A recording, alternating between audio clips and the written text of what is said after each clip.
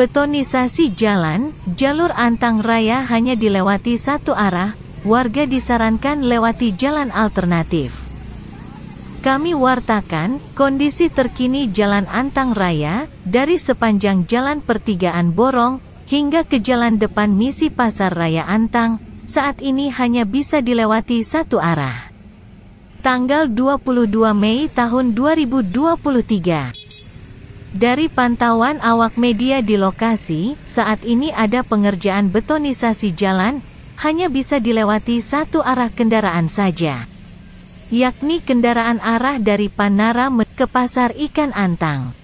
Pengguna jalan yang sering melewati akses jalan ini, diminta untuk berhati-hati dan melewati jalan alternatif, agar tidak terjebak macet nantinya. Untuk pengguna jalan arah dari Pertigaan Borong menuju ke Misi Pasar Raya, tidak dapat belok kiri lagi, dikarenakan adanya pemberlakuan satu arah. Berikut wawancara singkat, langsung ke petugas lalu lintas taktis khusus Dinas Perhubungan Sulsel, saat ditemui di lokasi. Bagi pengguna jalan yang ingin melewati Pertigaan Borong Antang ini, kebetulan ada perbaikan jalan pembetonan di bagian Antang dekat kuburan Cina.